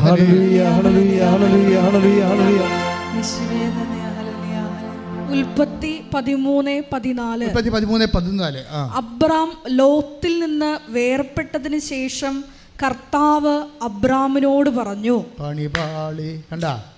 അബ്രാഹാം പറഞ്ഞേ, അബ്രാഹാം ലോത്തിൽ നിന്ന് വേർപെട്ടതിന് ശേഷം സ്വന്തം പെമ്മക്കളുടെ കൂടെ കിടന്ന് ഉറങ്ങണ കക്ഷിയാണ് ലോത്തെ. ഈ പണ്ടാരത്തിനെ കൊണ്ട് നടന്ന വല്ല കാലത്ത് ഉടമ്പടി ചെയ്യാൻ പറ്റുമോ? ചെയ്യാൻ പറ്റത്തില്ല. ക്ലിയർ അല്ലേ? അതാണ് പറയണത്. ഒന്ന് വായിച്ച്. അബ്രാം ഉൽപ്പത്തി 13:14. അബ്രാം ലോത്തിൽ നിന്ന് വേർപെട്ടതിന് ശേഷം പറഞ്ഞേ, അബ്രഹാം ലോത്തിൽ നിന്ന് വേർപെട്ടതിന് ശേഷം കർത്താവ് അബ്രാമിനോട് പറഞ്ഞു. കർത്താവ് അബ്രാഹിമിനോട് പറഞ്ഞു, നീ തലയുയർത്തി കിഴക്കോട്ടും പടിഞ്ഞാറോട്ടും തെക്കോട്ടും വടക്കോട്ടും നോക്കുക. നീ കാണുന്ന പ്രദേശമെല്ലാം നിനക്കും നിന്റെ സന്താന പരമ്പരകൾക്കും എന്നേക്കുമായി ഞാൻ തരും. വാഗ്ദാനമാണ്. എൻ്റെ ഉടമ്പടിയായി. ആ മനുഷ്യനെ വിട്ടു മാറിക്കഴിഞ്ഞപ്പോൾ ഉടമ്പടി ഓട്ടോമാറ്റിക്കായിട്ട് ഉടമ്പടിയായി. അപ്പം ദൈവം മാറി നിൽക്കുകയായിരുന്നു. ശരിക്കും പറഞ്ഞാൽ ആ അസത്തായ മനുഷ്യൻ അബ്രാഹത്തിൻ്റെ ജീവിതത്തിൽ നിന്ന് വിട്ടുമാറിക്കഴിഞ്ഞപ്പോൾ ഓട്ടോമാറ്റിക്കായിട്ട് ഉടമ്പടിയായി. നിങ്ങൾ എടുത്തിരിക്കുന്ന ഉടമ്പടി ആകണമെങ്കിൽ ആദ്യം തന്നെ അധർമ്മം ഉണ്ടോ എന്ന് നോക്കണം. അധർമ്മം നിങ്ങളുടെ കയ്യിൽ നിന്ന് ദൈവത്തിന് നിരക്കാത്ത എന്തെങ്കിലും കാര്യങ്ങളുണ്ടോ?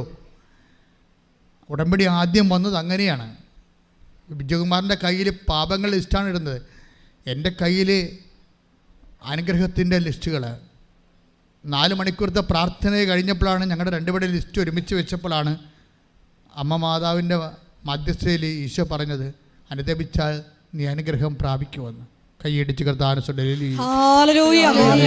അവൻ പറയുന്നത് ചെയ്യുന്നെങ്കിൽ ജീവിതം ധന്യമായി തീർന്നിടും. ഇത് ദേശബ്രദർ എഴുതിയ ഗാനമാണ്. അങ്ങേര് തന്നെ ട്യൂൺ ചെയ്തതാണ്.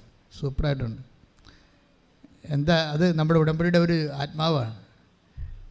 കഴിഞ്ഞ ദിവസം ഇവിടെ സെബിൻ എന്നും പറഞ്ഞൊരു മനുഷ്യൻ പൂഞ്ഞാറിൽ നിന്ന് സാക്ഷ്യം പറഞ്ഞു. എനിക്ക് എൻ്റെ ഹൃദയത്തെ സ്പർശിച്ച സാക്ഷ്യമാണ്. സെബിൻ ഒരു ചെറുകിട വ്യവസായിയാണ്. അദ്ദേഹം ഈ കിഡ്സിൻ്റെ ഉടുപ്പുകൾ ചെയ്യുന്ന ആളാണ്.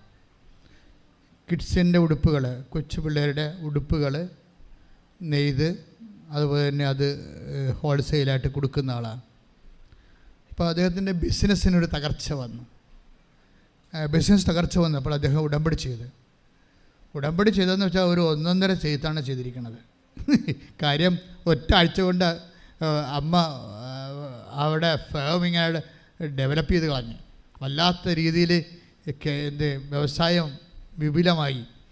കേരളത്തിലൊക്കെ വ്യവസായം വിപുലമാകാൻ എന്ത് പാടാ.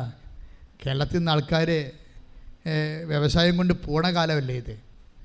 നമ്മുടെ ചെറുപ്പക്കാരെല്ലാം ജോലി ചെയ്യണ ബുദ്ധിയും ബോധമുള്ളവരെ ചെറുപ്പക്കാരെല്ലാം പഠിപ്പിട്ടുള്ളവരെല്ലാം രാജ്യം വിട്ടു പോകുന്നു. വ്യവസായികൾ നാട് വിട്ടു പോകണം. പാടശേഖരങ്ങളെല്ലാം ഉണങ്ങി വരണ്ട് കിടക്കണം. ഈ കേരളത്തിന് വേണ്ടിയാണ് ഏറ്റവും വലിയ പ്രാർത്ഥന. മണിപ്പൂരിന് വേണ്ടി പ്രാർത്ഥിക്കണമെന്ന് പറയുമ്പോൾ തന്നെ എൻ്റെ മനസ്സിൽ പറയും, മണിപ്പൂരിനേക്കാൾ ദുരന്തം വരാൻ പോണ കേരളത്തിലാണ്. കേരളത്തിൽ നിന്നൊരു സമൂഹം തന്നെ പോയിക്കൊണ്ടിരിക്കുകയല്ലേ. ഏറ്റവും വരാൻ പോകുന്ന ഏറ്റവും വലിയ വിപത്തുകൾ. എന്നിട്ട് തമ്മിൽ ജാതിപ്പോരും പാർട്ടിപ്പോരും അതിൻ്റെ പേരിലുണ്ടാകുന്ന രക്തസാക്ഷികളുടെ മണ്ഡപങ്ങളുടെ എണ്ണം കൂടുകയും അതൊരു കൃഷി പോലെ, ഒരു വ്യവസായം പോലെ കേരളത്തിൽ ചുവന്ന് ഇങ്ങനെ വികസിച്ച് നിൽക്കണ കാണാം. പലതരത്തിലുള്ള കളറല്ലേ. എന്താ പ്രശ്നം വെച്ച് കഴിഞ്ഞാൽ നമ്മളൊരു ഗുരുതരമായ ഒരു സാംസ്കാരിക ഇരുട്ടിലേക്ക് പോയിക്കൊണ്ടിരിക്കുകയാണ്. കാര്യം ആർക്കും ആരെയും രക്ഷിക്കാൻ പറ്റാത്ത രീതിയിൽ വല്ലാത്ത ഒരു അപാചയം, സാമൂഹ്യ അപാചയം, അതിൻ്റെ ദുർഗന്ധത്തിൻ്റെ മണം വ്യക്തമാണ്. കയ്യിൽ നിന്ന് വിട്ടുപോയ അവസ്ഥയാണ്.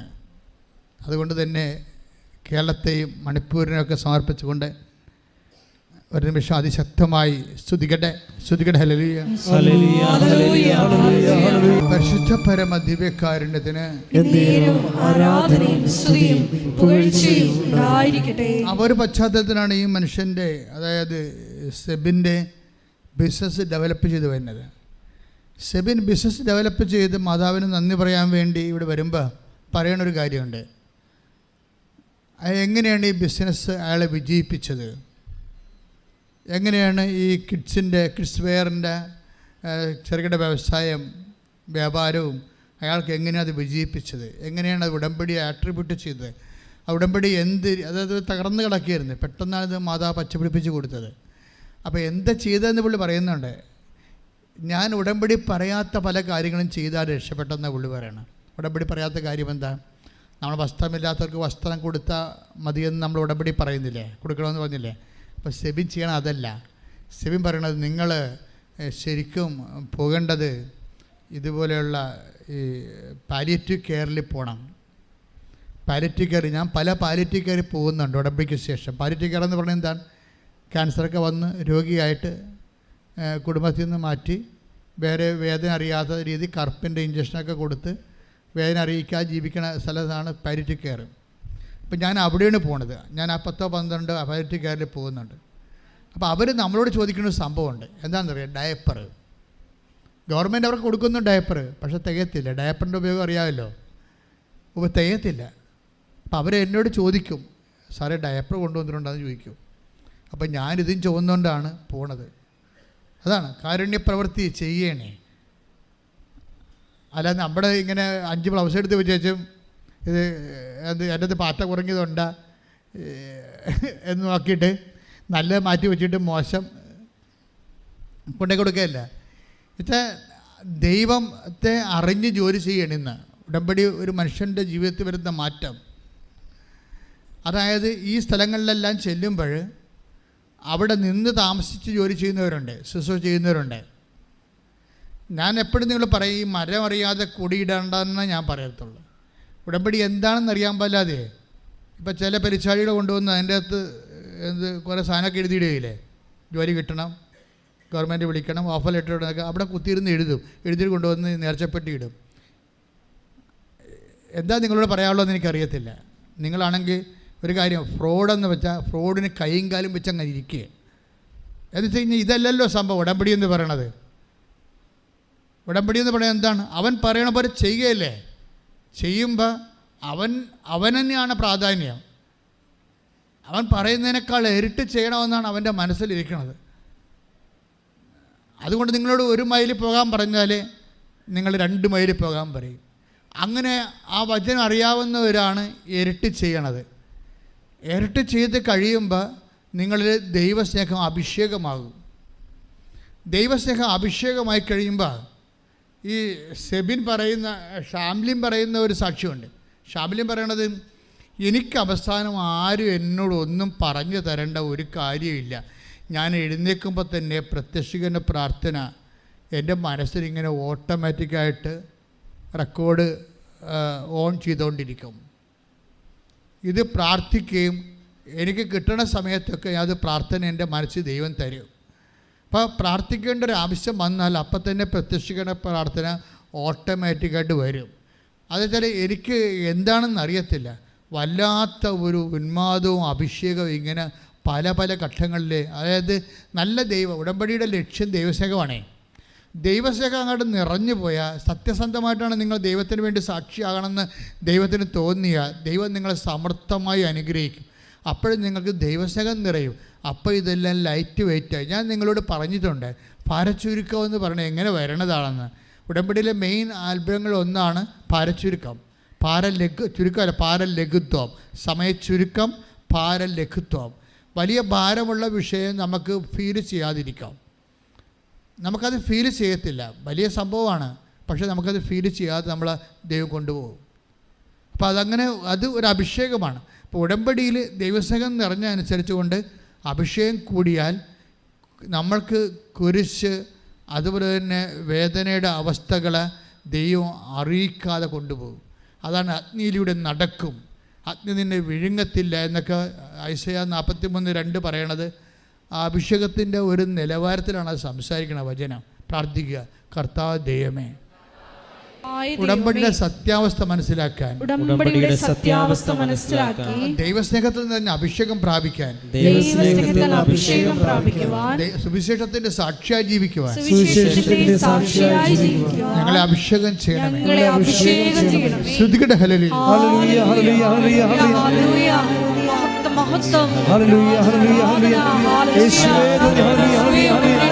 എല്ലാവരും ദൈവസ്നേഹത്തോടെ പ്രവർത്തനങ്ങൾ ചെയ്യുവാൻ, കാരുണ്യ പ്രവർത്തികൾ ചെയ്യുവാൻ, അധികമായി ചെയ്യുവാൻ ഞങ്ങൾ ഈ ആരാധനയിലൂടെ അഭിഷേകം ചെയ്യണമേ. സ്വർഗക്കനനേ നാവിനെന്നെ തൊടണേ, ഓ സ്വർഗക്കനനേ നാവിനെന്നെ തൊടണേ, യേശുനാമം പുണ്യനാമം പാരിലെന്നും ഘോഷിക്കാൻ, യേശുനാമം പുണ്യനാമം പാരിലെന്നും ഘോഷിക്കാൻ. ഓ പാവനാത്മാവേ പറന്നിറങ്ങേണമേ, നിൻ വിശുദ്ധി എൻ്റെ ഹൃത്തിൽ ഇന്നു നീ നിറയ്ക്കണേ. ഓ പാവനാത്മാവേ പറന്നിറങ്ങേണമേ, നിൻ വിശുദ്ധി എൻ്റെ ഹൃത്തിൽ ഇന്നു നീ നിറയ്ക്കണേ. പരിശുദ്ധ പരമ ദിവ്യകാരുണ്യത്തിന്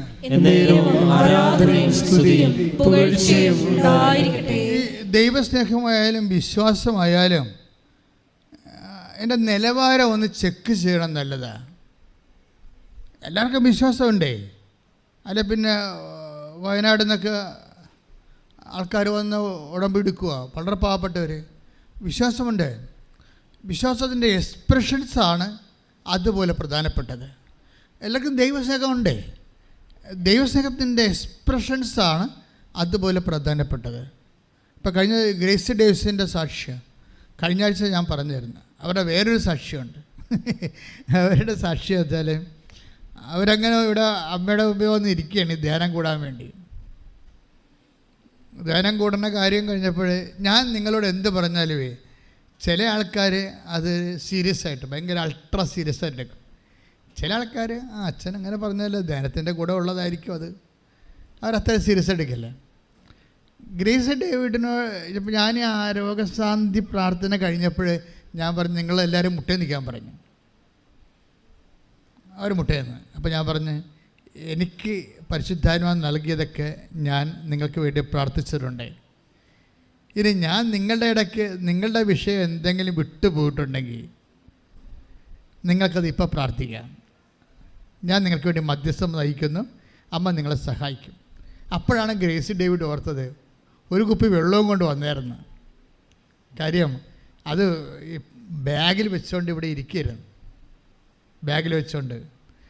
അപ്പോൾ ഇനി എന്തെങ്കിലും ഞാൻ വിട്ടുപോയിട്ടുണ്ടെങ്കിൽ നിങ്ങൾക്കത് പ്രാർത്ഥിക്കാമെന്ന് പറഞ്ഞപ്പോഴാണ് ഈ ബാഗിലെ വെള്ളം ഗ്രേസി ഡേവിഡ് എടുത്തുവെച്ചും പറഞ്ഞു, അമ്മേ ഇത് കണ്ട, എനിക്ക് ഒരു വയറ് വെച്ച് വെള്ളം നിറച്ച് കുടിക്കാനുള്ള ഒരു അനുഗ്രഹം തന്നെ.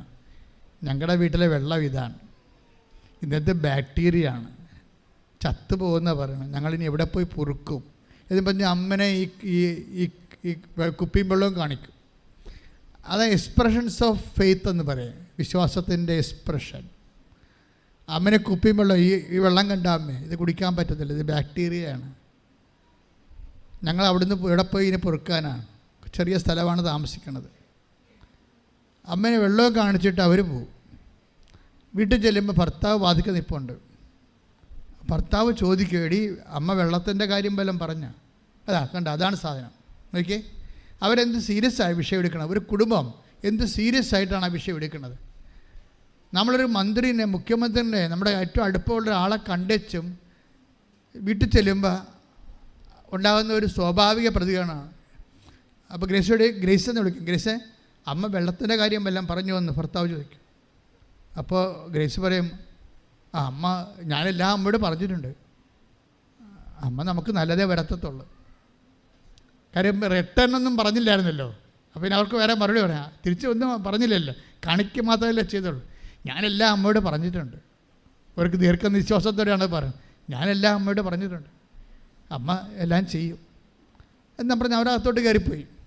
പിറ്റേ ദിവസം അവർ ജോലി കഴിഞ്ഞ് അവരൊറ്റക്കായപ്പോൾ ജപമാലയും എടുത്തുകൊണ്ട് അവർ മുറ്റത്തോട്ടിറങ്ങും.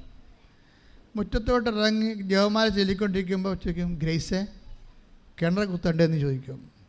അപ്പം ഗ്രേസ് നോക്കിയിട്ട് ആളെ കാണാനില്ല. അപ്പം അവർക്ക് ഗ്രേസെ മനസ്സിലാവും അമ്മയാണെന്നുള്ളത് പരിശുദ്ധാത്മാവ് വെളിപാട് കൊടുക്കും. അപ്പോൾ പിന്നെയും ഗ്രേസിനോട് പറയും, നീ കിണർ കുത്തണമെങ്കിൽ ഇവിടെ കുത്താൻ പറയും, സ്വരമാണത്. ഉടനെ പറയും, അമ്മ ഇത് മുറ്റമാണല്ല, സൈഡിലെ മുറ്റം, അവിടെ ഞങ്ങൾ ടൈൽസ് ഇട്ടിരിക്കുകയാണ്, നീ അത് പറിച്ച് മാറ്റിയിട്ട് അവിടെ കിണർ കുത്താൻ പറയും. അപ്പോൾ ജോമാർ തീരുമ്പോൾ ഹസ്ബൻഡ് ഒരു പറയും, അമ്മ വന്നിട്ടുണ്ടായിരുന്നു പറയും. അവരുടെ ആ എക്സ്പ്രഷൻസ് കണ്ടില്ലേ, അമ്മ വന്നിട്ടുണ്ടായിരുന്നു, ഇവിടെ കിണർ കുത്താൻ പറഞ്ഞതെന്ന് പറയും. അപ്പോൾ ഈ ഹസ്ബൻഡ് ചിരിക്കത്തില്ല, അതാണ് പ്രശ്നം. അവർ ചിരിക്കത്തില്ല. ചിരിക്കാതെ അപ്പം തന്നെ കൈക്കോട്ടെടുത്തിട്ട് ഇതെല്ലാം മാറ്റിയിട്ട് അവർ കിണർ കുത്താൻ തുടങ്ങും. കുത്താൻ തുടങ്ങിയിട്ട് ഗ്രേസ് പറയണത് ഒരു 5-10 മിനിറ്റ് കഴിഞ്ഞപ്പോൾ തന്നെ സമുദ്രം പോലെ വെള്ളം വന്നു.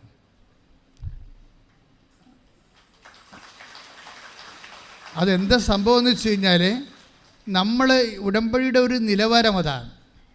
സത്യസന്ധമായ ദൈവത്തിൽ അടിയുറച്ച് മനസ്സുറച്ച് സ്നേഹിച്ച് വിശ്വസിക്കുന്നവനും അതുപോലെ തന്നെ ദൈവം ഇതുപോലെയാണ്, ബൈബിളിനേക്കാൾ പവർഫുള്ളാണ്. ബൈബിളിനേക്കാൾ എബ്രാഹത്തിൻ്റെ കാലത്തേക്കാൾ എത്രയോ ക്ലിയറാണിത്. എബ്രാഹത്തിൻ്റെ വിഷയത്തെക്കാളും ഇത് ക്ലിയറാണ്. അവിടെ ഉടമ്പടി. അപ്പോൾ എൻ്റെ സഹോദരനോട് എനിക്ക് പറയാനുള്ളത്, നിങ്ങൾ ഉടമ്പടി എടുത്തെങ്കിൽ അച്ഛനിലൂടെ ഇന്ന് ദൈവം നിങ്ങളോട് സംസാരിച്ച കാര്യങ്ങൾ ഓർത്തിട്ട് ഉടമ്പടി എക്സിക്യൂട്ട് ചെയ്യാൻ, പ്രയോഗത്തിൽ വരുത്താൻ വേണ്ടി സുവിശേഷവിഹിതമായ ഒരു നടപടിക്രമം സ്വീകരിക്കുക, ഒരു ചട്ടക്രമം സ്വീകരിക്കുക. നിയമം, ചട്ടം, വാഗ്ദാനം എല്ലാം പാലിക്കുന്നതിന് വേണ്ടിയുള്ള ഇന്ധനമാണ് ദൈവസ്നേഹം. ആ ദൈവസ്നേഹം നിങ്ങൾ നിറയുകയും അധർമ്മം കുറയുകയും വിശുദ്ധീകരിക്കപ്പെടുകയും കർത്താവിൻ്റെ സുവിശേഷത്തിൻ്റെ വലിയ സാക്ഷിയായി ദൈവം നിങ്ങളുടെ കൂടെ ജീവിക്കുന്നതും കുടുംബത്തിൽ ജീവിക്കുന്നതും സ്വരമായും സുഗന്ധമായും നിങ്ങൾക്ക് അനുഭവിക്കാൻ ദൈവം ഇടവരുത്തട്ടെ എന്ന് പ്രാർത്ഥിച്ചുകൊണ്ട് സ്തുതിക്കട്ടെ.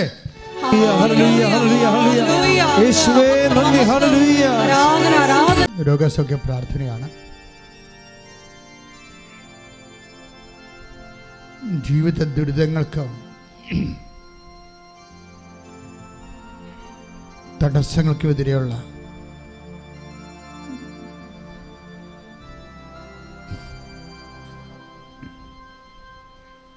ദൈവിക ശക്തിയുടെ സൗഖ്യപ്രാർത്ഥനയാണ്.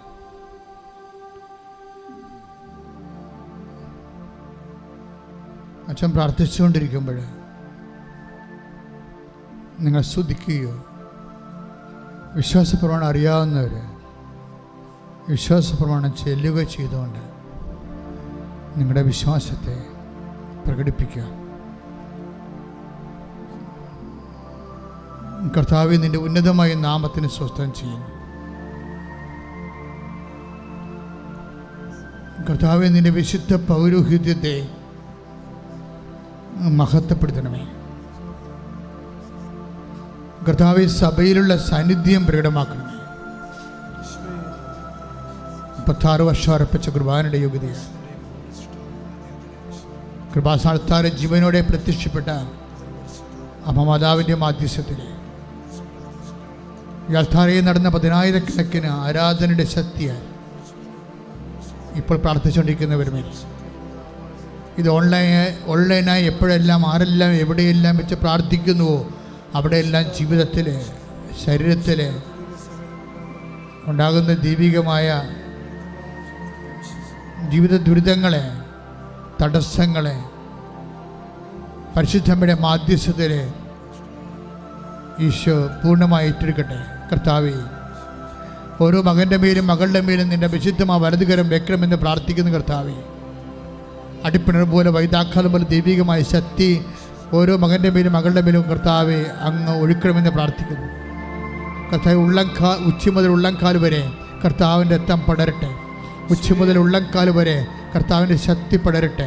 എൻ്റെ കർത്താവിൻ്റെ ഉന്നതമായ നാമത്തിൽ സഭയുടെ അധികാരത്തിൽ കുരിശിൻ്റെ അടയാളത്തിൽ ദൈവത്തിൻ്റെ ശക്തിയാൽ മാരകരോഗങ്ങൾ, തീരാവേദികൾ, ജീവിത ദുരിതങ്ങൾ യേശു നാമത്തിൽ മാറിപ്പോകട്ടെ.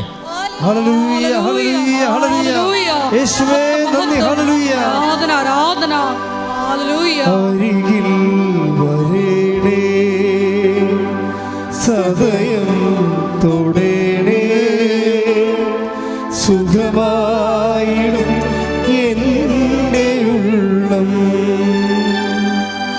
അരികിൽ വരേണേ, സദയം തൊടേണേ, സുഖമായിടും എൻ്റെ ഉള്ളം. പരിശുദ്ധ പരമദിവ്യകാരുണ്യത്തിന് ആരാധനയും സ്തുതിയും പുകഴ്ചയും ഉണ്ടായിരിക്കട്ടെ. മുതുകിൽ ശൗ പോലെ മുഴകളെ കാണിക്കുന്നവരെ ഈശോ കാണിക്കുന്നുണ്ട്. അതുപോലെ തന്നെ ആന്തരികമായ അവയവങ്ങൾ ശിഷ്ടമുള്ളവരെ, വാൽവ് ചുരുങ്ങിപ്പോയവരെ, വാൽവ് വികസിക്കുന്നവരെ, കിഡ്നി ചുരുങ്ങിപ്പോയവരെ, കിഡ്നി വികസിക്കുന്നവരെയും പതിര വികസിക്കുന്നവരെയും, ശ്വാസകോശങ്ങൾ ഒതുങ്ങിപ്പോയവരെയും, അതുപോലെ തന്നെ അന്നനാളങ്ങൾ ചുങ്ങിപ്പോയവരെയും കർത്താവിൽ നിൻ്റെ വിശുദ്ധമായ വലതുകരത്താൽ ഇപ്പോൾ സ്പർശിക്കണമെന്ന് പ്രാർത്ഥിക്കുന്നു. എൻ്റെ കർത്താവിൻ്റെ ഉന്നതമായ നാമത്തിൽ സഭയുടെ അധികാരത്തിൽ കുരിശടയാളത്തിൽ മാർഗരോഗങ്ങൾ യേശുനാമത്തിൽ സൗഖ്യമാകട്ടെ എന്ന് കൽപ്പിക്കുന്നു.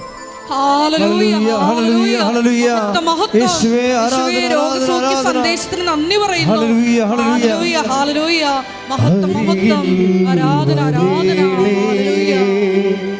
സദയം തുടേണേ,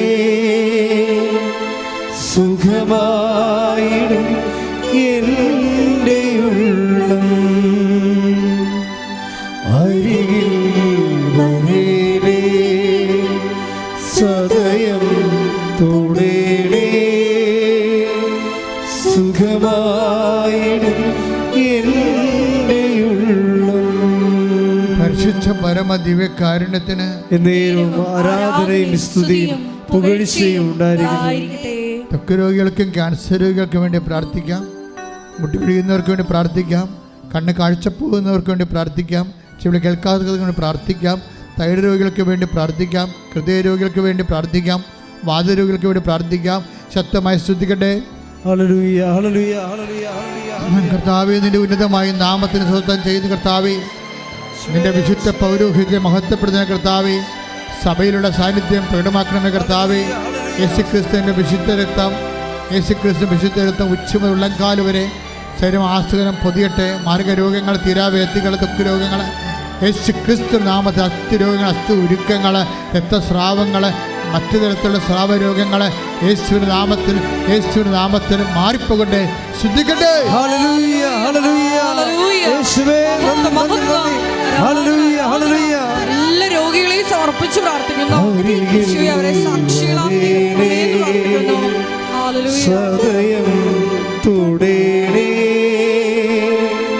സുഖമായിടും എൻ്റെ ഉള്ളം.